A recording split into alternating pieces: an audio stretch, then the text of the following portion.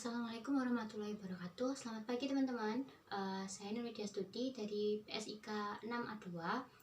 Saya akan melakukan pengkajian ESAS, ECOG, dan Karnowski pada pasien paliatif. Selamat menyaksikan. Assalamualaikum. Waalaikumsalam. Selamat pagi Mbak. Pagi. Benar dengan Mbak Salma? Benar. Saya lihat gelangnya dulu ya. Saya baik, betul. Baik Mbak, saya di sini Pradidia bertugas pada pagi hari ini ya.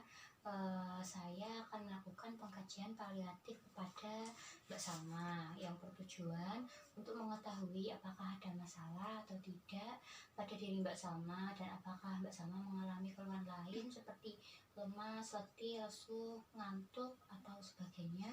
Nanti Mbak Salma bisa memberitahu saya agar saya bisa mengkaji apakah ada kelainan aktivitas fisik pada Mbak Salma. Apakah Mbak Salma bersedia?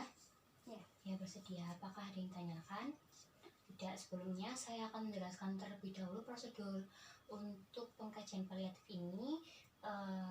Untuk posisi yang pertama, posisi Mbak Salma seperti ini, apakah sudah nyaman atau belum? Baik, kalau begitu kita benahi dulu posisi Mbak Salma agar nyaman. Sudah. Baik, apakah seperti sudah nyaman? Sudah. Baik, seperti itu. Yang kedua, saya akan memberikan skor kepada Mbak Salma untuk skor 0 sampai 10. Untuk skor 0 nanti berarti Mbak Salma tidak merasakan apa yang saya sebutkan, misalkan nyeri. Jika Mbak Salma tidak merasakan nyeri, Mbak Salma bisa menyebutkan dengan 0. Untuk yang lain, skor 1 sampai 3 Mbak Salma merasakan gejalanya tetapi tidak mengganggu aktivitas Mbak Salma. Misalkan Mbak Salma merasakan nyeri tapi nyeri Mbak Salma masih bisa ditoleransi dan tidak mengganggu aktivitas Mbak Salma. Untuk skor 4 sampai 6 Mbak Salma mengalami gejalanya yang cukup mengganggu dan Mbak Salma sudah melakukan pengobatan yang lain. Untuk skor 7 sampai 10 Mbak Salma gejalanya sudah membuat tidak bisa melakukan aktivitas kembali. Apakah seperti itu? Ada yang tanyakan? Tidak, sudah paham ya Mbak ya? Baik, kalau begitu kita mulai dengan baca basmalah bersama-sama.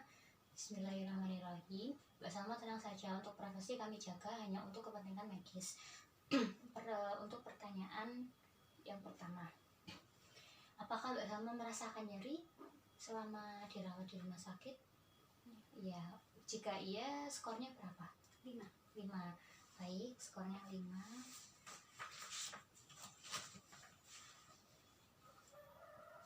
Lalu untuk yang kedua, apakah Mbak Salma merasakan lelah? Lelahnya itu seperti apa Mbak? Ya, Lelah. Skornya 2. Baik, kalau begitu yang ketiga, apakah Mbak Salma merasakan mual?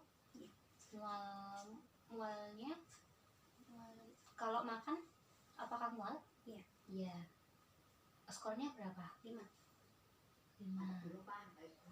Lalu yang keempat, apakah Mbak Salma merasa murung selama di rumah sakit? Oh tidak. Berarti 0 ya Mbak ya. Lalu yang kelima, apakah Mbak Salma merasakan gelisah selama di sini? Oh tidak. Lalu yang keenam, apakah Mbak Salma merasakan ngantuk? Iya. Berapa skornya? 3. Lalu apakah nafsu makan Mbak Salma menurun atau meningkat selama di rumah sakit ini? Menurun. Kalau boleh tahu mengapa menurun?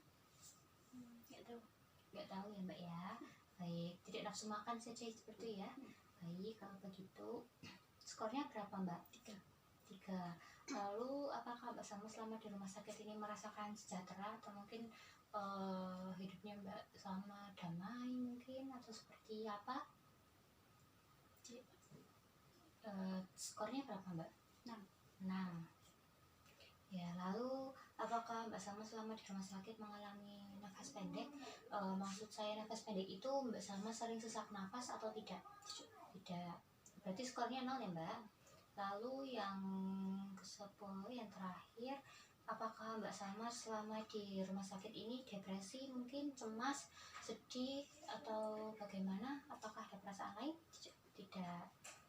selama di rumah sakit ini apakah ada keluarga yang menjenguk? Ada. Biasanya siapa Mbak? Anak. Oh anak. Oh, ya baik. Lalu yang aktivitas fisik ya Mbak ya. Yang aktivitas fisik ini kalau boleh tahu sebelumnya Mbak Salma berprofesi sebagai pengajar. Selama berprofesi sebagai pengajar atau beraktivitas seperti biasanya, apakah ada keluhan yang mengganggu yang cukup untuk mengganggu aktivitas Mbak Salma seperti lelah atau mungkin pusing atau bagaimana? Ada ya, berarti tapi itu Mbak Salma masih bisa mengerjakannya atau tidak? Masih. Berarti skornya 1 ya Mbak, hambatan pada pekerjaan, tetapi Mbak Salma masih bisa baik Mbak Salma, setelah melakukan pengkajian ini apakah yang dirasakan Mbak Salma? Tenang, lalu lega, nyamannya itu seperti apa? Ya, Nyamannya karena sudah menyampaikan keluhan yang saya alami. Oh ya baik, kalau begitu berarti Mbak Salma bisa lega ya karena keluhannya sudah disampaikan ke saya. Nanti keluhan-keluhan Mbak Salma ini akan saya sampaikan ke dokter. Untuk selanjutnya nanti saya akan kembali lagi untuk mengecek tanda-tanda vital Mbak Salma. Apakah ada yang tanyakan Mbak sampai sini? Tidak, jika tidak ditanyakan saya kembali ke ruang station ya Mbak ya. Selamat pagi, assalamualaikum.